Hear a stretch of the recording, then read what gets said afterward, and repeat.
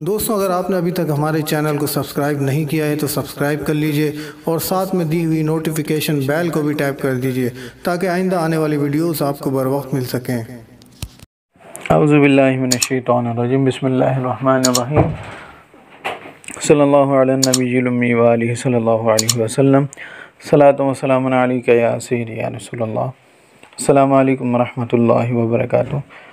मैं हाफिज़ मोहम्मद आमिर तारकिया जहांगीरिया रूहानी सेंटर की जानिब से आज आपको सर्दी से बचने के लिए, सर्दी से महफूज रहने के लिए एक अमल बताऊंगा। और महकमा मौसमियात के मुताबिक इस बार ये सुना गया है कि सर्दी भी बहुत ज़्यादा पड़ेगी। तो इस सर्दी से महफूज रहने के लिए मैं आपको एक अमल बताऊंगा। अगर ये अमल आप रोज़ करें तो ज़्यादा से ज़्यादा 2 से 3 मिनट का ये अमल है और इससे आप ख़ुद भी महफूज रह सकते हैं और अपने घर वालों को भी महफूज रख सकते हैं।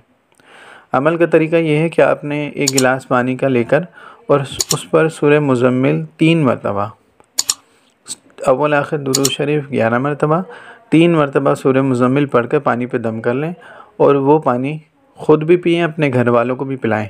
तो इंशाअल्लाह ये पानी जो पिएगा, यानी जो शख्स इस पानी को पिएगा तो वो इस सर्दी से महफूज रहेगा। अल्लाह ताला उसको अपने हिफ्ज़ व अमान में रखेगा इंशाअल्लाह। ये एक छोटा सा अमल है। तो जब सर्दियाँ ज़्यादा महसूस होने लगें, सर्दी ज़्यादा हो जाए तो आप इस अमल को कर सकते हैं और अव्वल आखिर दुरूद शरीफ इसमें पढ़ना है और 3 मरतबा सूरह मुज़म्मिल शरीफ पढ़नी है। अगर आपको ये हमारी वीडियो अच्छी लगे तो इसको लाइक कीजिए, शेयर कीजिए। अस्सलामु अलैकुम व रहमतुल्लाह।